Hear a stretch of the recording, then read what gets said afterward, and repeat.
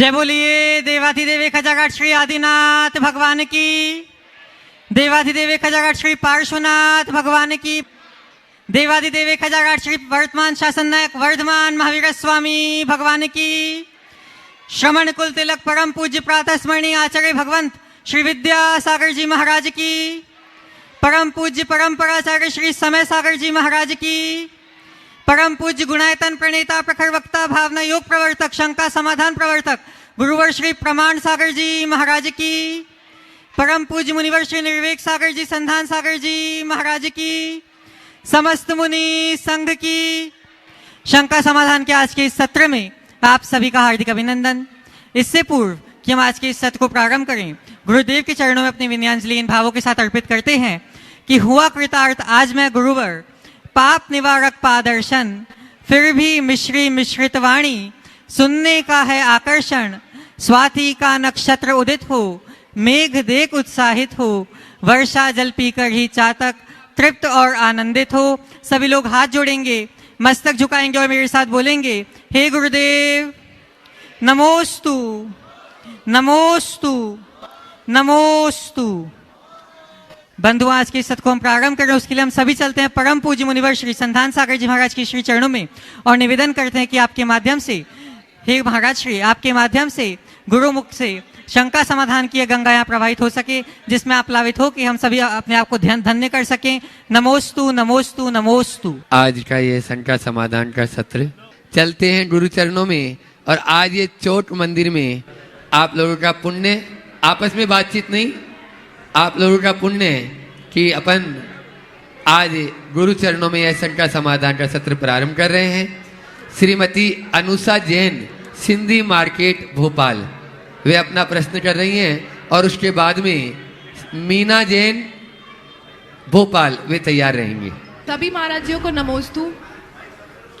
महाराज जी, मेरा प्रश्न है, क्या कर्म की रेखाएं विश्वास, पुरुषार्थ अथवा आचरण से बदली जा सकती हैं? यदि हाँ तो कैसे? देखिए, विश्वास, आचरण और पुरुषार्थ से सब कुछ बदला जा, न केवल कर्म की रेखाएं बदली जा सकती, बल्कि कर्म की रेखाएं मिटाई भी जा सकती। हम जो मोक्ष प्राप्त करते हैं, मुक्ति पाते हैं, वो कैसे करते हैं? कर्म को नष्ट करके ही करते हैं। तो ये बात सत्य है कि कर्म एक बहुत बड़ी शक्ति, लेकिन कर्म ऐसी शक्ति नहीं कि उसके रहते हमारा सब कुछ नष्ट भ्रष्ट हो ही जाए। हम अपनी कर्म की शक्ति को अपने बल पर, अपने पुरुषार्थ के बल पर नष्ट कर सकते। विशुद्धि बढ़ाए, कर्म उसी से करें। नमोस्तु। ओम। मीना अविकल जैन भोपाल, वे अपना प्रश्न करें। पहले से थोड़ा सा हाथ ऊंचा कर दिया, खड़े हो जाएं ताकि माइक वहां तक पहुंचे। और अपने बीच में आज इंदौर से गुणायतन के ट्रस्टी, प्रश्न है विक्की भाई, लक्की डंडवाल, संदीप डंडवाल और योगेश जी सेठी, दोनों ही गुणायतन के ट्रस्टी हैं। योगेश गोदा, दोनों ही गुणायतन के ट्रस्टी हैं और वे अपना इंदौर से, और जो चातुर्मास, ऐतिहासिक चातुर्मास हुआ, उसमें भी बहुत अहम भूमिका इन दोनों निभाई। जोरदार तालियों से उनका स्वागत अभिनंदन कर दें। वे अपना प्रश्न भी करेंगे और उसके बाद मीना जी। सभी महाराज जी को नमोस्तु नमोस्तु नमोस्तु। कागज अपनी किस्मत से उड़ता है और पतंग अपनी काबिलियत से, तो भरोसा किस्मत पर रखे या काबिलियत पर? बारिश अपनी, कागज अपनी किस्मत से उड़ता है और पतंग अपनी काबिलियत से, तो भरोसा किस्मत पर रखे या काबिलियत पे? मैं तो यही कहूँगा कि कागज पतंग कैसे बनता है? कागज ही तो पतंग बनता है, समझ गए? तो हम कागज से पतंग बनने में अपना पुरुषार्थ कर ले, हमारी किस्मत भी और काबिलियत भी दोनों चमक जाएगी, समझ गए? इसलिए एक पर भरोसा न करें। कागज है ये अच्छी बात है, पर केवल कागज बनकर न रहे, उसे काबिलियत में बदले। संदीप जी डंडवाल और योगेश जी गोदा, गुणायतन ट्रस्टी। और मैं चाहूंगा दिगंबर जैन पंचायत कमेटी ट्रस्ट वहीं चले जाए, मनोज जी बांड्रा जी अध्यक्ष, मनोज आरएम, हाँ गुरुदेव, और वहीं सम्मान कर देंगे प्रश्न के बाद में। गुरुदेव, मेरे पिताजी 10 प्रतिमाधारी हैं और हम तो बहुत दूर रहते हैं, हम उनकी सेवा नहीं कर पाते। मैं दूर से ऐसा क्या करूं कि मैं ऐसा उनके वो समाधि मरण की इच्छा रखते हैं और मैं दूर से भी उनकी सेवा कर पाऊं, ऐसा उनके लिए मैं क्या करूं कि वो मेरे लिए अच्छा रहे। देखिए, ऐसा बहुतों के साथ आजकल माँ बाप कहीं रहते हैं, बच्चे कहीं रहते हैं। तुम्हारे लिए गर्व का विषय है कि तुम्हारे माता पिता व्रती हैं, पिताजी 10 प्रतिमा की साधना घर में कर रहे हैं।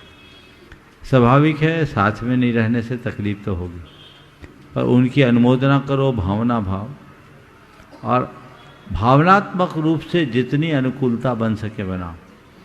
और परिवार में अपने अन्य भाइयों को भी यही बात समझाओ कि वे उसमें सहयोगी बने, सहभागी बने, ताकि जब कभी ज़रूरत हो सब अच्छा कर सके। हाँ, योगेश भी पूछेंगे। योगेश जी गोदा।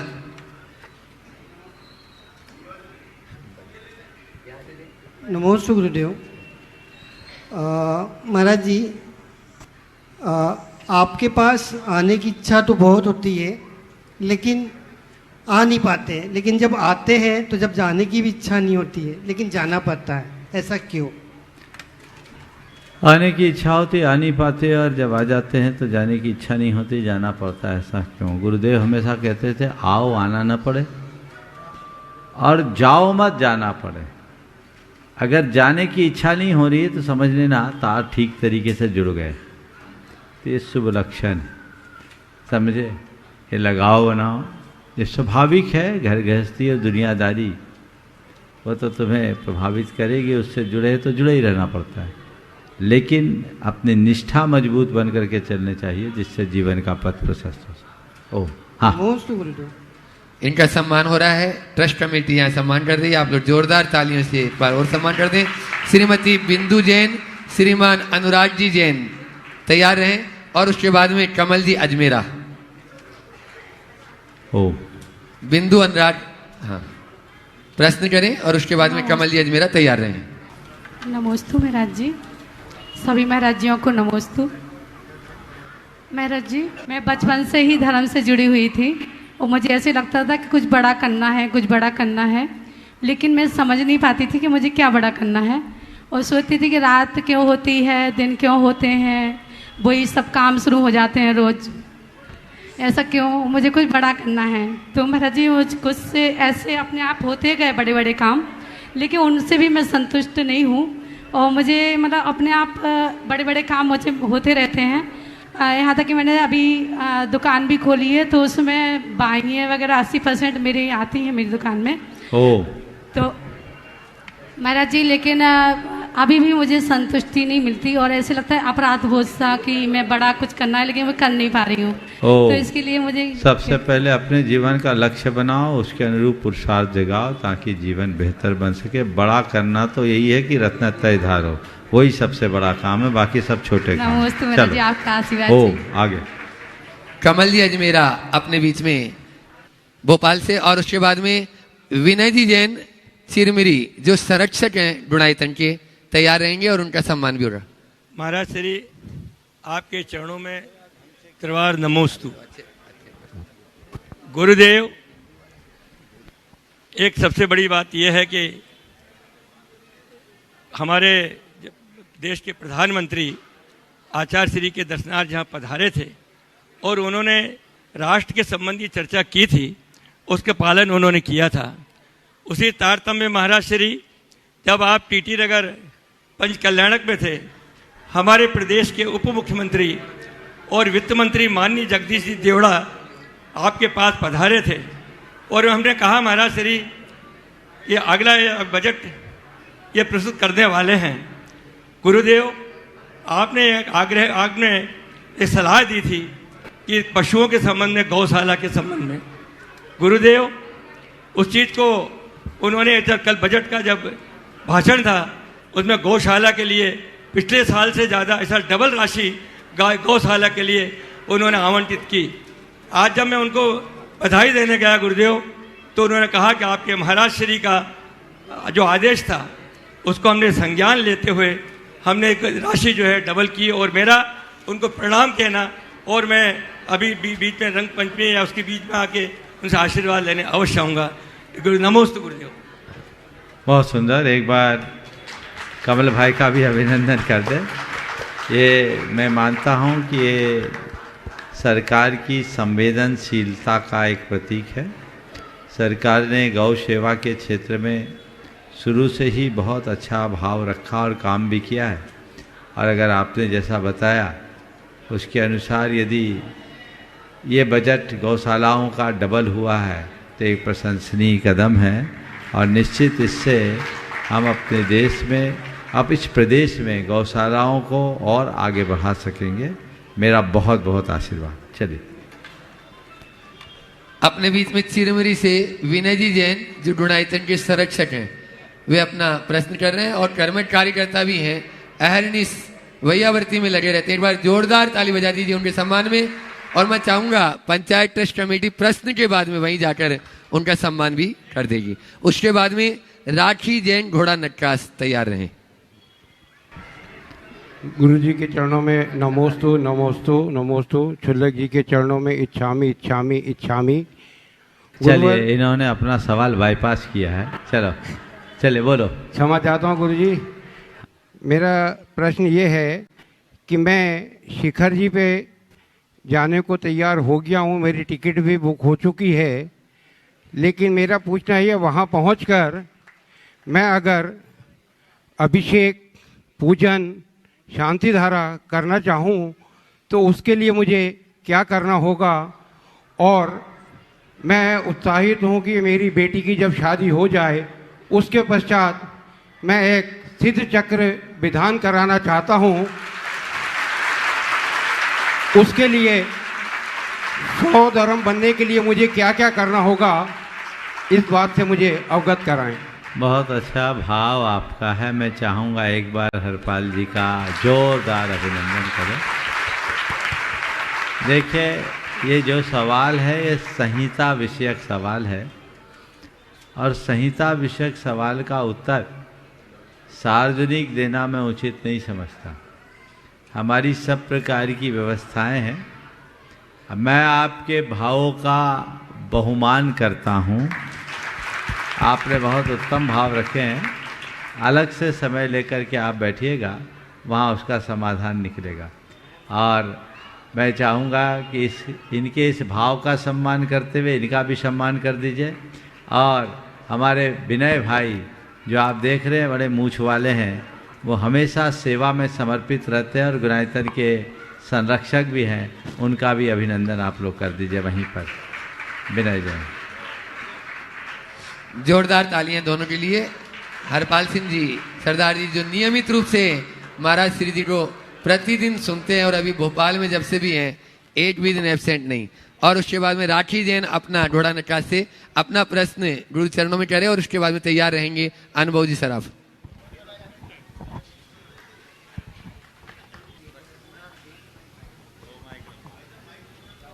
तीनों महाराज श्री के चरणों में नमोस्तु नमोस्तु नमोस्तु। छुल्लक जी के चरणों में इच्छामी। महाराज श्री, मेरा प्रश्न यह है कि हमारे घर के बड़े पहले से ही बहुत सारे नियम लिए हुए होते हैं और व्रतों का पालन करते हैं और धीरे धीरे उन्हें बढ़ाते चले जाते हैं और उसमें बहुत अडिग रहते हैं। पर आज कई तरह की बीमारियां जो समय के साथ साथ बढ़ जाती हैं, वो उनके नियम को विखंडित कर सकती हैं, इसकी संभावना बनी रहती है। वहीं हमारे घर के बच्चों का कहना होता है कि नियम वैसे ही रखो जो सादा पालन कर सको। तो महाराज जी, दोनों की बातें गलत नहीं लगती? महाराज श्री, दोनों के बीच में कैसे सामंजस्य बनाएं, कैसे तालमेल बना रहे, समाधान करें? बच्चों को बोलो कि परीक्षा में फेल होने के डर से पढ़ाई करना बंद कर देंगे क्या? अरे पढ़ाई करेंगे, पेपर टफ आ जाएगा तो फेल ही होंगे, पर कम से कम परीक्षा देने का तो खुशी मनाएंगे। इसमें क्या सोचना? व्रत लो निभाने के लिए और उसे निभाओ। कदाचित कर्म का तीव्रोदय आ जाए और व्रतों में कोई दोष लग जाए तो बाद में प्रायश्चित से उसका शुद्धि होगा। अब दोष न लगे इसलिए व्रती न ले, ये कहाँ की समझदारी? समझ गए? और सबके साथ तो ऐसा होता नहीं, 100 में 1-2 के साथ होता है। तो जिनके दोष लग गए उनको देखने की जगह जो निभा रहा उन्हें देखने की कोशिश करे, जिससे पथ प्रशस्त हो सके। नमोस्तु महाराज। ओ अनुभव अनुभव जी सराफ कुछ घोषणा भी करना है और वो अपनी बात भी आपके सामने रखेंगे और उसके बाद में तैयार रहेंगे अरविंद सुपारी जी की बिटिया अनुकृति जैन।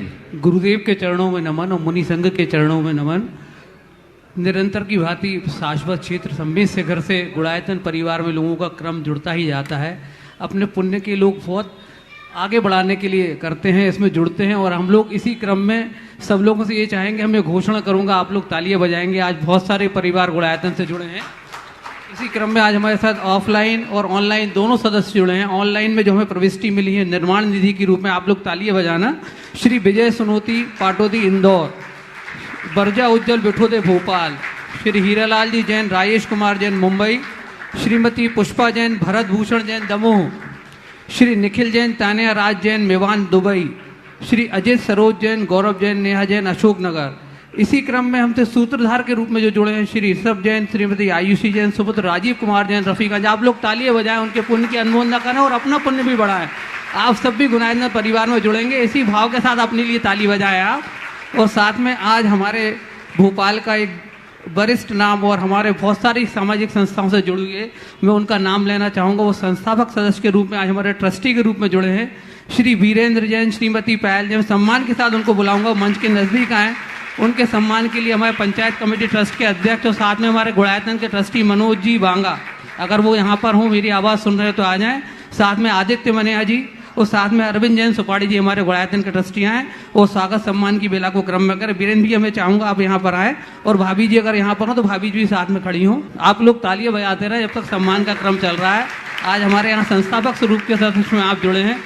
शीघ्रता करके भाभी जी आगे आए, क्योंकि हमें अभी आगे अपना प्रश्न मंच का कार्यक्रम भी ले जाना है। संस्थापक सदस्य आज ट्रस्टी के रूप में आज ये परिवार जुड़ा है श्री वीरेंद्र जैन, श्रीमती पायल जैन, हरदिका अभिज्ञा जैन भोपाल। आज इनका सम्मान का क्रम चालू है। आप लोग तालियां बजाएं और इस परिवार का उत्साहवर्धन करें और साथ में आप भी गुणायतन परिवार से जुड़ेंगे, इसी आशा के साथ आप लोग भी इसमें बिल्कुल आज किसी भी रूप से आप इसमें गुणायतन परिवार के प्रकल्पों में जुड़ सकते हैं और साथ में गुणायतन में जुड़कर आप अपने पुण्य का अर्जन कर सकते हैं। आप लोग तालियां बजाते रहें।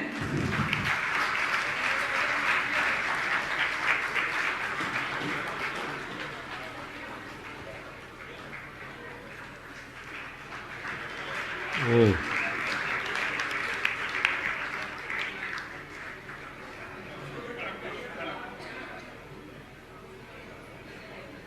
इसी क्रम में आज हमारे साथ अशोक सराफ जी हैं। गुरुजी शिक्षा मित्र के रूप में उन्होंने अपनी एक प्रकल्प लिया था, साथ में उन्होंने आज वो पूरा किया है। और शिक्षा मित्र के रूप में जो हम लोगों ने एक सहयोग राशि रखी थी उसका वो चेक लाए, हम लोगों को देना चाहते हैं। मैं चाहूँगा उनके सम्मान के लिए हमारे शिरोमणि मनीष जी, साथ में मनोज भैया ये चेक ग्रहण करें और साथ में आप सिर्फ तालियां बजा के इसको इस सुख मतलब एक नहीं मनोज भैया ये चेक लेंगे, हम मनोज भैया से कलेक्ट कर लेंगे। आप मनोज भैया को चेक दें शिक्षा मित्र के रूप में। मनीष आप आगे जाएं और साथ में भैया का सम्मान में रहे। जोरदार ताली बजा दीजिए। ताली आप बजाते रहे जब तक हमारे अशोक भैया का सम्मान चल रहा है। चलो, बीरेंद्र का सवाल है क्या? हाँ बीरेंद्र, हाँ। आज जो ट्रस्टी के रूप में जुड़े हैं ऐसे वीरेंद्र भाई अपना प्रश्न कर रहे हैं और उसके बाद में अरविंद सुपारी जी की बिटिया अनुकृति जैन वो तैयार रहेगी।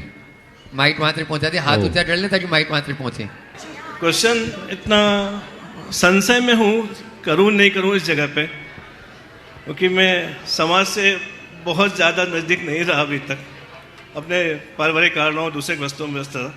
एक छोटा सा मन में संकोच आता है, सवाल उठता है कई बार कि सभी अल्पसंख्यक समुदायों में हम सबसे श्रेष्ठ गिने जाते हैं, सबसे ज़्यादा कट्टरपंथ और धर्म के प्रति समर्पित गिने जाते हैं। ऐसा वो कट्टरपंथी भी मानते हैं जो हमसे बहुत ज़्यादा हैं। फिर भी एक सवाल हमारे मन में आता है, अहिंसा को लेकर अहिंसावादी होते हुए हम सरकारी नीतियों और समाज की कुरीतियों से भ्रमित होकर सामाजिक दृष्टियों को अपनाते हैं। जैन धर्म को जानते हुए भी हम उन चीज़ों को अपनाते हैं और चलते भी हैं, उसमें स्वयं समाज ही नहीं मैं भी शामिल हो सकता हूँ। तो ऐसे परमाणु नियोजन जैसे पाप को अपनाते हुए हम उसी दृष्टिकोण से आगे बढ़ रहे हैं और निम्नतर होते जा रहे हैं। कभी हमने अफगानिस्तान आदि छोड़ा था, पता नहीं कब हम ये सब छोड़ेंगे। और लेकिन हम अहिंसक होने के बाद भी उस घृणित नीति को अपनाते हुए आगे चल रहे हैं। और जबकि हमें वो लोग भी मानते हैं, उन समुदाय के लोग भी मानते हैं कि हम धर्म के प्रति कट्टरपंथ हैं। तो गुरु जी, हमारा वास्तव में धर्म के प्रति समर्पण कितना है? हम जैन धर्म को जानते हैं, मानते हैं या धारण करते हैं? बहुत सुंदर सवाल, ज्वलंत सवाल। खड़े रहें थोड़ी देर, बीरेंद्र भाई खड़े रहें। ये बात बहुत गंभीर है और हमें इस पर बहुत व्यापकता से विचार करना चाहिए। आज हमारी संख्या हमारे सामने एक बहुत बड़ी चुनौती बन रही। TFR टोटल फर्टिलिटी रेट आज जैनियों की सबसे कम है। यदि यही स्थिति रही तो आने वाले 50 वर्षों के बीच हमारी स्थिति बहुत सीमित हो जाएगी। हमें इस पर गंभीरता से विचार करना चाहिए। जैन लोग धार्मिक क्रियाओं के प्रति तो बहुत दृढ़ हैं, लेकिन जैन विचारों के प्रति जितनी दृढ़ता होनी चाहिए उतनी नहीं दिखती। संतति नियंत्रण के लिए जो कृत्रिम उपायों का आलंबन है, ये कतई धर्म के अनुकूल नहीं। हमारे धर्मशास्त्रों में इसे हिंसा और पाप का कारण बताया गया है। शास्त्रों के अनुसार ऐसे लोग नपुंसक वेद का आश्रय करते हैं। लेकिन ये बड़ा आश्चर्य, बल्कि मुझे एक विडंबना के रूप में दिखती है कि प्रबुद्ध जैन समाज इस बात को पूरी तरह नज़रअंदाज क्यों कर रहा है। संतति नियंत्रण अगर करना है तो हम उसके लिए निषेध नहीं करते, पर उसका प्राकृतिक तरीका अपनाइए, कृत्रिम तरीका नहीं। वह है शील, संयम और सदाचार का पालन। आज भी चिकित्सक कहते हैं कि मनुष्य यदि अपने जीवन में थोड़ा संयम अंगीकार कर ले, माह में कुछ दिनों तक शील से रहे, तो उसे किसी भी कृत्रिम तरीके को अपनाने की जरूरत ही नहीं पड़ेगी। संतति अपने आप नियंत्रित होगी। तो किसी भी तरह का ऑपरेशन कराना, शल्यक्रिया कराना और अथवा दूसरे तरह के कृत्रिम आलंबनों को अपनाना कतई अनुकूल नहीं है। धर्मशास्त्र की दृष्टि से वो सर्वथा गलत है। हमें उससे बिल्कुल दूर रहना चाहिए। ऐसी प्रवृत्तियों से अपने आप को बचा कर रखना चाहिए और हर व्यक्ति को इसे सोचना चाहिए कि हम गलत कर रहे हैं। अपनी इच्छाओं पर नियंत्रण रखिए। हमारा धर्म है अहिंसा, संयम और तप, और यदि हम अहिंसा, संयम और तप में धर्म को ही भूल जाएंगे तो हमारे जीवन में बचेगा क्या। इसलिए हमें धर्म के मूल स्वरूप को गहराई से समझना चाहिए। मुझे बहुत अच्छा लग रहा है कि आप जैसे व्यक्ति ये सवाल सार्वजनिक रूप से करने का साहस कर रहे हैं। बहुतों में तो इस पर विचार ही नहीं है। आप लोग इस विषय में कभी सोचते ही नहीं कि हम अधर्म कर रहे हैं, पाप कर रहे हैं। क्या पता आपकी नियति आपके घर कैसा फूल खिलाना चाहती है, लेकिन आप तो अपने ही भोगेशना या स्वार्थ प्रेरित भावनाओं के कारण ऐसी कलियों को खिलने का अवसर ही नहीं देते। ये उचित नहीं है, महान पाप के बंध का कारण है। इसलिए समग्र समाज को इस पर सोचना चाहिए। महाराज ज़्यादा बच्चे हो जाए तो पालेंगे कैसे? अरे तुम्हारे बाप दादाओं ने 4-4, 6-6, 10-10 पाल लिए, तुम 2 नहीं पाल सकते क्या? ध्यान रखना, संतान तुम नहीं पालते, उनका भाग्य पलवाता है। हम ये कर्ता बुद्धि क्यों रखते हैं? अपनी शास्त्रों की मूल बात को भूल क्यों जाते हैं? पालन तो उस बच्ची का भी हो गया जो भुज के भूकंप में अपनी मां को खो दी थी जन्म के तुरंत बाद, और 3 दिन तक वो मां के शव के साथ चिपट के रही। वो बच्ची पली ना, 1996 के भूकंप की बात है। अब कुछ वर्ष पहले तो उसका विवाह भी हो गया, अखबारों में छपा था। तो ये सब दुर्विकल्प है।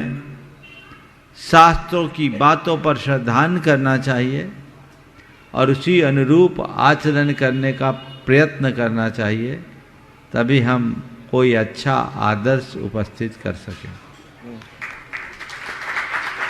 अनुकृति जैन अरविंद सुपारी परिवार, और उसके बाद में तैयार रहेंगे सेजल जैन शहीद नगर। गुरुदेव के चरणों में त्रय बार नमोस्तु। ऐलक जी के चरणों में एक शामी एक शामी एक शामी। महाराज जी, मेरा प्रश्न ये है कि जैसे कि हमारे धार्मिक ग्रंथों में कहा गया है कि जो नियत है, जो लिखा हुआ है, वो होना ही है। कई पौराणिक कथाओं में भी हम यही सुनते हैं कि भविष्यवाणी हुई, उसके बाद कई पुरुषार्थ किए गए, लेकिन हम होनी को नहीं टाल पाए। तो जो दूसरी तरफ कॉन्ट्रडिक्टरी हमें ये कहा जाता है कि पुरुषार्थ करिए, उससे आप कोई भी कठिन से कठिन काम सफल रूप से कर सकते हैं। तो ये तो कॉन्ट्रडिक्शन है महाराज जी। अगर हम होनी को बदल ही नहीं सकते तो पुरुषार्थ का क्या औचित्य है? देखिए, ऐसा कुछ भी नहीं है। दोनों बातें अपनी अपनी जगह सही है। हम लोग अनेकांत के उपासक हैं और अनेकांतात्मक दृष्टि से दोनों बातों को देखना चाहिए। जब हमें कोई कार्य करना हो और हम पहले से मान के बैठ जाएं कि जो होनी होगी सो होगी, तो कार्य कभी नहीं होगा। उस समय तो हमें ये विश्वास करके करना चाहिए कि जैसा हम करेंगे वैसा ही होगा। आज आप इस शंका समाधान में आए, प्रश्न पूछने की भावना से आए ना। आपका नंबर लगा, अपने आप लगा कि आपने पर्ची डाली थी तब लगा? हाँ, पर्ची डाली, पर्ची डालने का पुरुषार्थ किया, हो सकता पापा से जैक भी लगवाया हो। हालांकि यहाँ वो सब नहीं चलता, लेकिन प्रयास किया ना। जी महाराज। और भी बहुत लोगों ने प्रयास किया। मैं देख रहा हूँ महाराज जी के पास बहुत सारी पर्चियाँ हैं। प्रयास सबने किया। जिनकी पर्चियाँ यहाँ नहीं है उनका नाम तो आने वाला नहीं। बहुत सारे लोग कहते हैं हम आते शंका समाधान में हमारा नंबर नहीं लगता। भैया लगेगा कैसे? लगाओगे तब तो लगेगा। पुरुषार्थ करो। तो बहुत लोगों ने ऐसा पुरुषार्थ किया। अब नंबर लगे तो ठीक है, नंबर न लगे तो फिर क्या सोचो, चलो मेरा भाग्य ऐसा ही था, कोई बात नहीं। हमें प्रश्न पूछने का मौका भले नहीं मिला, उत्तर सुनने का मौका तो मिल गया। ये अप्रोच अपनी होनी चाहिए, समझ गए? तो इसे मैं दूसरे शब्दों में कहूं तो ऐसा कहना चाहूंगा, जब हमारे सामने कोई काम करने का प्रसंग आए तो इस विश्वास के साथ करो कि मैं जैसा करूंगा वैसा ही परिणाम निकलेगा। लेकिन पर्याप्त प्रयत्न करने के बाद भी वांछित परिणाम न निकले तो सोचो, चलो मेरी यही होनहार थी। चित्त के समाधान की भावना है, सर्वथा सिद्ध सिद्धांत नहीं। समझ गए? उदाहरण के लिए अभी आप मुझसे सवाल कर रही हो, मेरी बात को बहुत गंभीरता से सुन रही है ना? इस समय तुम्हारे अंदर कितनी योग्यताएं पता है? अभी मेरी बात को गंभीरता से सुन रही है ना?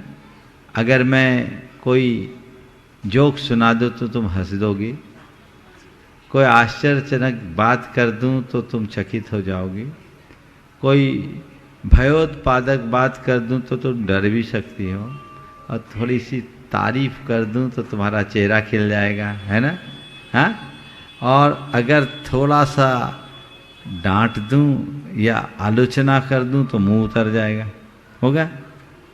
अब ये सारी संभावनाएं इस समय तुम्हारे भीतर विद्यमान है कि नहीं है? जी। पर प्रकट कौन सी हो रही है? जैसा निमित्त आ रहा है। समझो बात को। संभावनाएं सब है, पर प्रकट कौन सी हो रही है? जैसा निमित्त आ रहा है। नहीं, महाराज को तो ऐसा कहना ही था, हमको ऐसा ही पूछना था, उनको समझाना ही था, हमको नहीं समझना था, उनको मनवाना ही था, हमें नहीं मानना था, उनको हमें डांटना था और हमें नहीं सुनना था। ऐसा है क्या? फिर एक ही सवाल, एक ही उत्तर। ऐसा हमारे शास्त्रों में कहीं नहीं। जैन दर्शन क्या कहता है? कारण क्रमानुक्रम विधायित्वात् कार्य क्रमानुक्रमस्य। कार्य का क्रमानुक्रम कारण के क्रमानुक्रम पर निर्भर करता है। ये वैज्ञानिक सिद्धांत मानता है जैन दर्शन। जैसी कारण सामग्री होगी वैसा कार्य होगा। समझ गए? इसलिए तुम जैसे युवाओं को इन बातों में मत रहना कि जो मेरे भाग्य में होगा वो होगा। तुम सबको तो यही सोचना चाहिए जो हम करेंगे वो होगा। लेकिन इसमें भी अनेकांत को ऐसे अपनाओ। हम जो करें, हम अच्छा करें, ये हमारा पुरुषार्थ। हम कुछ अच्छा करें यह हमारा पुरुषार्थ है, और उसका दुनिया अच्छा कहे ये हमारा भाग्य है। समझ गए? मेरे हाथ में प्रयत्न है, परिणाम नहीं। हम अच्छे से अच्छा प्रयत्न करें और जो भी परिणाम आए उसे अच्छा मान करके स्वीकार करें। समझ गए? चलिए। नमोस्तु महाराज। सेजल जैन, शहीद नगर। और उसके बाद में तैयार रहेंगी पाठशाला परिवार चौट मंदिर।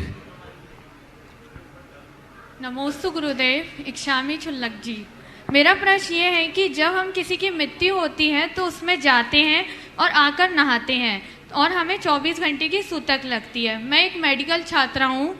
हम लोग डेड बॉडी पर स्टडी करते हैं, तब भी हमें सूतक लगती है क्या? और उस स्थिति में हमें क्या शुद्धि रखनी चाहिए? देखो, सबसे पहले तो किसी के दाह संस्कार आदि में जाने में 24 घंटे का कोई सूतक नहीं होता। समझ गए? एक रात्रि का सूतक होता है। रात बीत गई, अभी शाम को 7 बजे आप दाग दे के आए हैं, सवेरे आप अपना अभिषेक पूजन सब कर सकते हैं। 24 घंटे कहीं नहीं लिखा, रात्रि बीतने की बात है। ठीक है? अब रहा सवाल कि मेडिकल फील्ड में रहने वाले लोगों को तो रोज ही ऐसा करना पड़ता है, वो क्या करें? जिनकी मैटरनिटी होम वहाँ तो रोज़ बच्चे होंगे, वो क्या करें? तो ये प्रोफेशन के हिसाब से अलग अलग काम होता है। समझ गए? तो इसमें आप लोगों को विकल्प नहीं करना। बस इसमें एक काम करो कि सुबह नहा धो करके सबसे पहले अपना धार्मिक क्रियाकलाप कर लो, फिर वहाँ जाओ, ताकि झंझट में पड़ना ही ना पड़े। समझ गए? बाकी ये प्रोफेशन है, प्रोफेशन के साथ सबका जिसका जैसा प्रोफेशन है उसको उसके अनुरूप अपना काम करना पड़ता है। देखो एक बात बताऊं, सूतक के विधान में भी एक बात लगी, ब्राह्मणों को सबसे कम सूतक,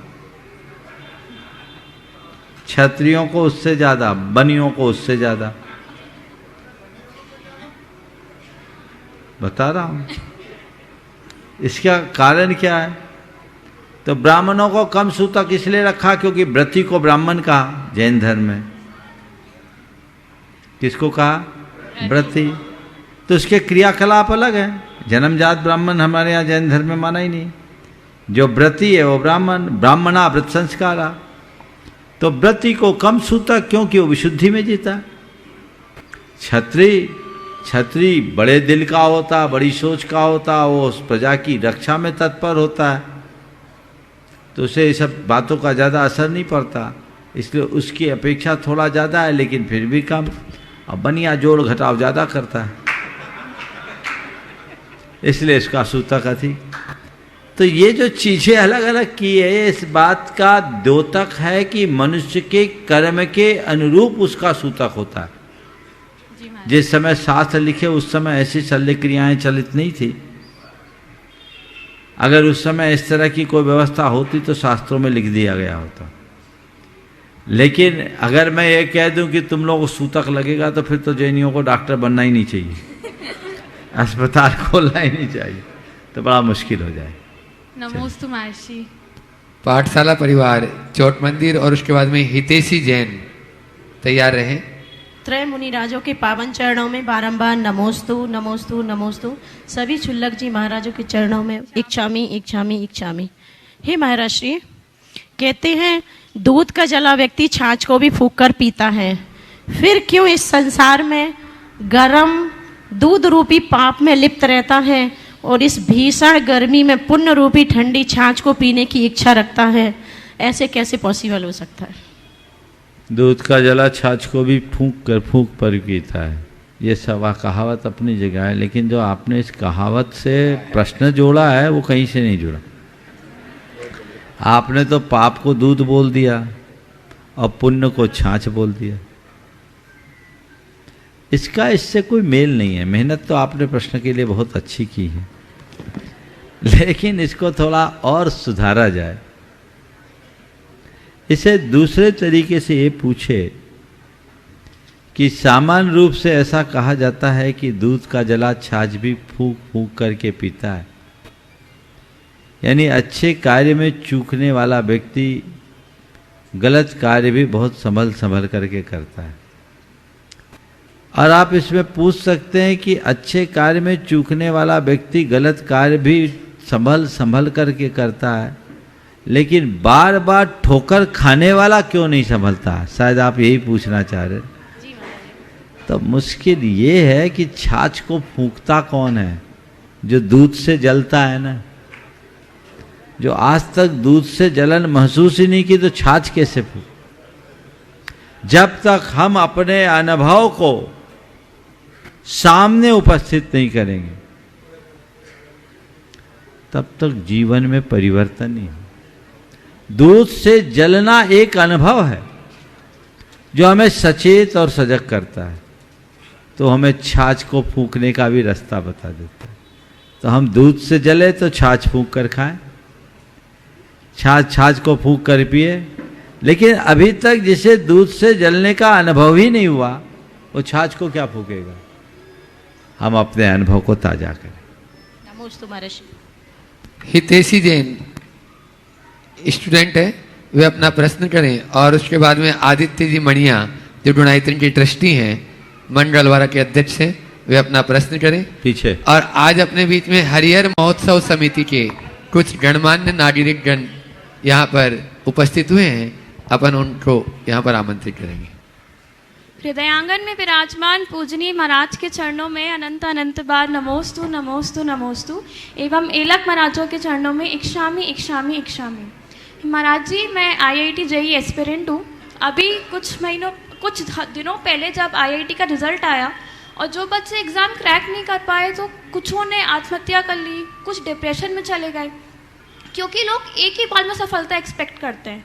क्योंकि सफलता के बाद का प्लान तो सबके पास है, लेकिन यदि असफल हो गए तो उससे कैसे डील करना है वो किसी को नहीं आता।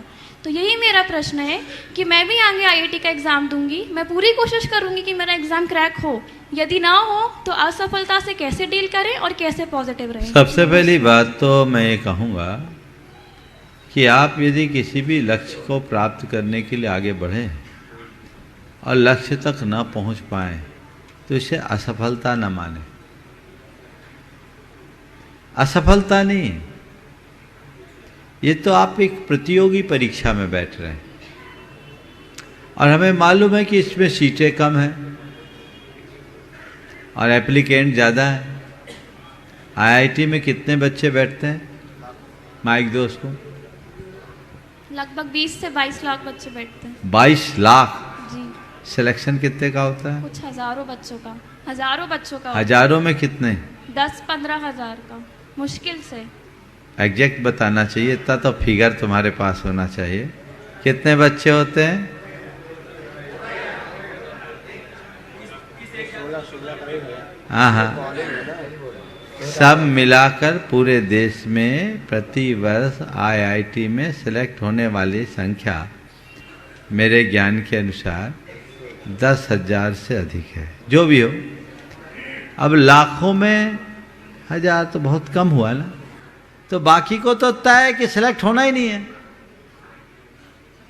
तो हम उस श्रेणी में नहीं आ पाए, पर उस श्रेणी में नहीं आ पाए तो विफल हो गए, क्या मतलब? हमारे लिए और रास्ते तो खुले हैं। इसके लिए सबसे पहले मैं अभिभावकों से कहना चाहूँगा कि बच्चों पर प्रेशर डालना कम करो। और सबसे पहले मैं तुमसे पूछता हूँ, IIT करना क्यों चाहती हो? आगे जाके इंजीनियरिंग करनी है, फिर इंजीनियरिंग क्यों करना है?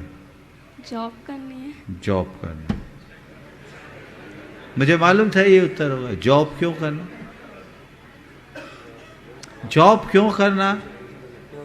बोलो बेटा। आत्मनिर्भर होना, इंडिपेंडेंट होना है। जॉब इसलिए करना, आत्मनिर्भर करना। ये जो माइंडसेट बन गया है, इसने महान अनर्थ किया है।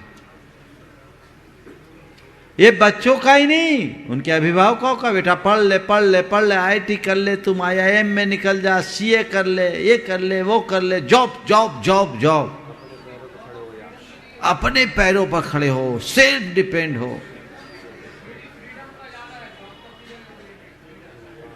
और इसमें फ्रीडम रहेगा, इधर से बोल रहे हैं, ये भी एक कंसेप्ट है। और इसमें भी सबसे ज्यादा माताएं होती है बच्चों की। ये अवधारणा गलत है। आप ऐसा करके अपने बच्चों के भविष्य से खिलवाड़ कर रहे हो।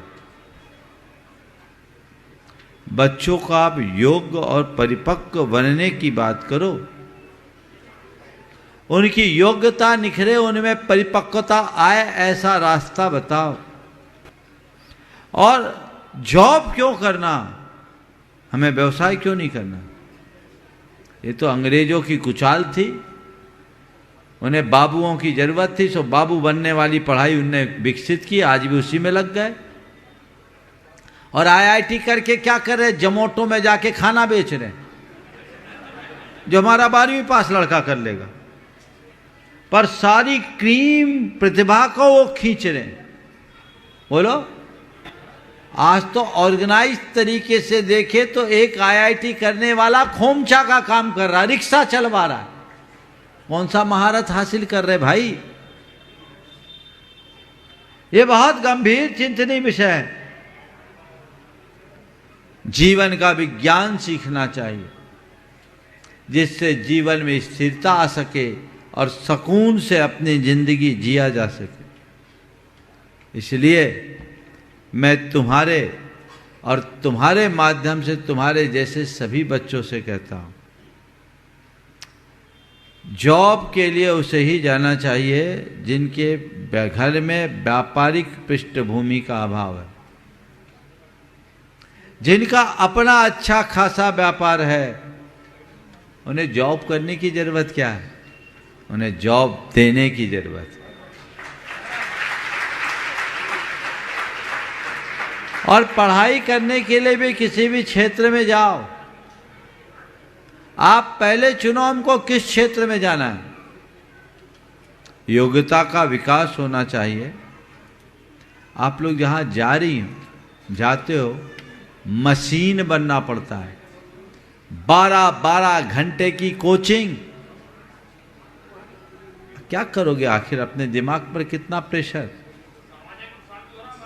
सब प्रकार का नुकसान, परिवार का, समाज का, व्यक्तिगत जीवन का। ये क्यों?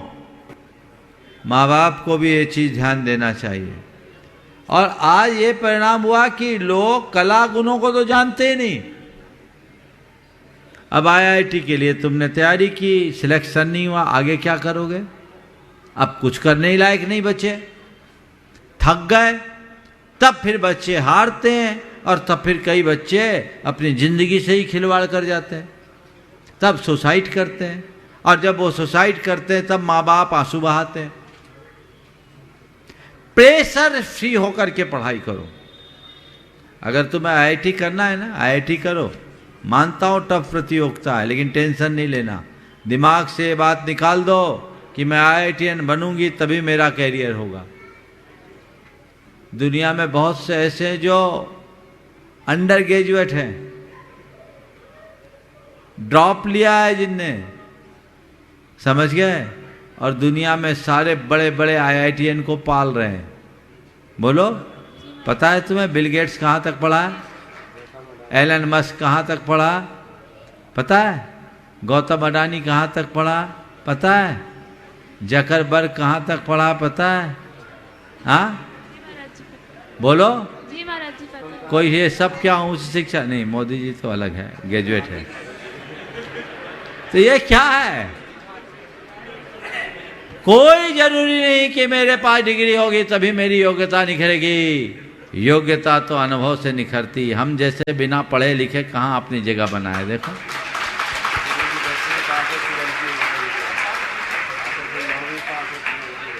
हाँ, अरे बाबा, IIT वालों को संबोधन किया है हमने, उसमें कोई बाधा नहीं, लेकिन मेरे पास कोई डिग्री नहीं है। महाराज आप अपने आप में यूनिवर्सिटी में हमने जाकर के उद्बोधन दिया, यूनिवर्सिटी में किताबें चल रही है, लेकिन हम तो पढ़े लिखे नहीं हैं, हम तो 10वीं हैं। अब बोलो। इसलिए मैं तो महाराज का संदेश आप लोगों को देना चाहता हूँ। हमारे महाराज आप लोगों को बहुत बहुत करुणाशील है। वे कहते हैं बच्चों को 70 से ज़्यादा नहीं लाना और 60 से कम नहीं लाना, यही बोलते हैं। अपने बने रहेंगे, बस इतना बच्चा करेगा तो तुम्हारे घर में रहेगा, नहीं घर में नहीं रह पाएगा बच्चा। बहुत गड़बड़ियां हैं, तो उसको विफलता मत मानो। और मैं ये नहीं कहता कि आप IIT में प्रिपरेशन मत करो, आप नीट क्वालिफाई मत करो, करो, प्रेशर में मत करो, टारगेट रखो। और कदाचित सिलेक्शन नहीं हुआ तो दूसरी संभावना देखो, तीसरी देखो। मेरे संपर्क में एक लड़का जो नीट करना चाह रहा था, नीट नहीं कर पाया, तो उसने अपने पिता से कहा पापा मैं डॉक्टर नहीं बन पाया, डॉक्टर पालूंगा। डॉक्टर नहीं बन पाया, डॉक्टर पालूंगा। और वो बेंगलोर जाके BBA करके आया और आकर के घर आया, एक हॉस्पिटल खोल लिया, मल्टी सुपर स्पेशलिटी हॉस्पिटल है, और आज कम से कम 50 डॉक्टर को पाल रहा है। बोले हम क्या है, मेरे डॉक्टर कर रहे, डॉक्टर हाथ जोड़ता है, क्या है? अब बोलो सफल कौन है, जो डॉक्टर बन गया वो, या जो डॉक्टर को पाल रहा है वो? इसलिए इसे असफलता मानना बंद कर दीजिए, समझ गए? और ये रैंक, नंबर्स, ये प्रेशर ओवर है। पढ़ाई करने के लिए पढ़िए, ज्ञान की वृद्धि के लिए पढ़ाई कीजिए, नंबर लाने के लिए पढ़ाई मत कीजिए। नंबर लाने वाले सब फिसड्डी हो जाते हैं, समझ गए? इसलिए बिल्कुल नहीं, आप बच्चों की इस तरह से तुलना मत कीजिए, ऐसा करके आप बड़ा नुकसान पाएंगे। परसों एक परिवार का संदेश आया मेरे पास, उनकी बिटिया का एक पेपर खराब हो गया तो बड़े टेंशन में आ गए, जबकि उसका ऑप्शनल पेपर था कि इसमें मेरे मार्क्स कम आएंगे। वो पागलों जैसी हरकत करने लगे। उसके परिवार के लोगों ने कहा कि महाराज जी से कुछ संदेशा दिलवा, उसको संभाले। हम बोले देखो, अरे नंबर कम आएंगे, पास तो हो जाएंगे। पास इसलिए होना क्योंकि डिग्री आज थोड़ी ज़रूरत है, बाकी जितना जीवन में आया उतना हमारे लिए पर्याप्त है। इसलिए इन बातों पर ज़्यादा ध्यान देने की आवश्यकता नहीं। नमस्ते महाराज। आदित्य जी मणिया, उनका प्रश्न बहुत बड़ा है। नहीं महाराज, अच्छा है, शॉर्ट में बोल लेंगे। महाराज जी आज जो है हम लोग डाइनिंग टेबल से एक साथ परिवार में खाते थे, होटल में अलग अलग खाने लगे तो दिमाग में टेंशन हो जाता है। तो महाराज श्री हमने भावना योग किया और अपनी आंखें मूंद कर बैठ गए और अपनी जीवात्मा से कनेक्ट करने का प्रयास कर रहे थे। शुरू में कॉल ही नहीं लगा, आपको नेटवर्क ही नहीं मिला, ऐसा बोला कि आप वो तो कहीं और बात कर रहे हैं। लेकिन कुछ दिन प्रयास के बाद वहाँ से आवाज़ आई, हल्की सी आवाज़ आई, हेलो मैं प्रमाण सागर जी बोल रहा हूँ, तुम्हारा सच्चा साथी, सुख दुख में मैं तुम्हारे साथ हूँ, दूसरों से अपेक्षा मत करो, प्यार ज्ञान अध्यात्म का सागर इधर ही है, आप इन लहरों में खेलो कूदो, मैं डूबने नहीं दूंगा। महाराज जी मेरा कुछ सामान आपके पास पड़ा है, आप बताइए कि क्या करें।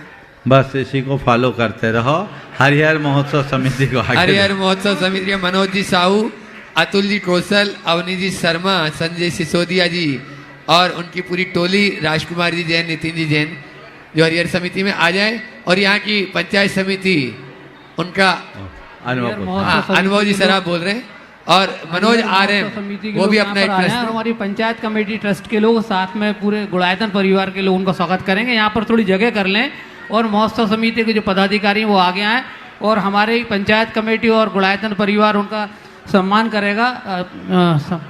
आप नमोस्तु करें गुरु को आके शीघ्रता करें और देखें यहाँ पर माइक लगे हुए हैं। यही है। हाँ, सवाल करा लो। मनोज जी आ रहे हैं, तैयार रहे, चल चढ़ा जो बताना साथ में। हाँ देखिए, एक मिनट जैसे आए, कल महाशांति धारा होनी, कल पूर्णिमा का दिन है, विशेष पूर्णिमा है और ये अष्टानिका की पूर्णिमा है। इस पूर्णमासी के दिन आप लोगों को एक विशेष योग मिलने जा रहा है। कल 24वीं में महाशांति धारा होगी, सम्मान का क्रम और ये शांति धारा 1008 मंत्रों से होगी, जो लगातार 55 मिनट तक चलेगी। आप सब लोग इसका लाभ लें और कल अपने सारे कार्यक्रमों को छोड़कर इससे समय पर उपस्थित हों। ये प्रातःकाल 7:15 से शांति धारा का कार्यक्रम प्रारंभ होगा, जो समापन के उपरांत प्रवचन का कार्यक्रम होगा। तो 7:15 रखें, 7:30 रखें? हाँ, 7:30 ठीक है। 7:30 से चालू हो जाएगा, आप 7:15 पर आएंगे और 24वीं का भी अभिषेक होगा। तो जो भी ये परिवार हैं सभी आए, अपने जीवन का अपूर्व अवसर आप सबको प्राप्त होने जा रहा है, सभी इसका लाभ उठाएंगे। ये महाशांति धारा आपके भोपाल नगर में पहली बार संपन्न होगी। जिन्होंने पहले ऐसी शांति धाराएं की है उनको इसका अनुभव है, आप लोगों को पहला अनुभव होगा, आप उसका लाभ लें। हाँ, दे दो। मनोज साहब, कल्लू भैया की टीम पूरी यहाँ खड़ी है, आप लोग तालियां बजा के अभिवादन करिए और वो ये क्वेश्चन भी पूछेंगे यहाँ पर। जल्दी दो माइक दे दो। परम पूज्य गुरुवर श्री के चरणों में श्री हरिहर महोत्सव समिति की ओर से सादर नमस्ते। गुरुवर, एक सवाल हमारी समिति की तरफ से आपसे हमें पूछना था। इस दुनिया में हर रिश्ता, जैसे माता पिता, पति पत्नी, भाई बहन, दोस्त, आस पड़ोस, व्यापारी, प्रेम युक्त इंसान, सभी को कहीं ना कहीं किसी से जुड़े या जुड़ने चाहते हैं आपस में एक दूसरे से। वे सभी कहीं ना कहीं प्रत्यक्ष या अप्रत्यक्ष रूप से अपने साथ वालों को कहीं ना कहीं द्वेष भाव से जरूर रखते हैं, द्वेष भाव से देखते हैं या रखते हैं उसको। क्या ये संभव नहीं कि द्वेष भाव रखकर मुट्ठी खुल जाने से बेहतर ये हो कि आपसी सामंजस्य बना के कोई ऐसी युक्ति हो? हम आपसे युक्ति पूछना चाहते हैं कि जो आपस में प्रेम बना रहे, भाई बहन, पति पत्नी, माता पिता, व्यापारी, सबकी कोई ऐसी युक्ति हो जो सबके लिए। बहुत सुंदर। देखिए, एक तो सामान्य नियम है, यत्र रागः प्रथम धत्ते देशस् तत्रेति निश्चय। जहाँ राग होता वहाँ द्वेष तो होता है, लेकिन राग देश की इस परंपरा के मध्य भी हम द्वेष हो पर बैर ना बने, उसके लिए एक युक्ति है कि यदि किसी से कुछ खटपट हो जाए तुरंत क्षमा मांग लो और क्षमा कर दो, चैप्टर क्लोज। बातों को डिलीट करने का अभ्यास अगर बन गया तो ये बात कभी गहरी नहीं होती, गांठ नहीं बनती, जीवन का पथ अपने आप प्रशस्त होता है। समय आप सबका हो गया, यहीं पर विराम। बोलिए परम पूज्य आचार्य गुरुवर श्री विद्यासागर जी महाराज जी की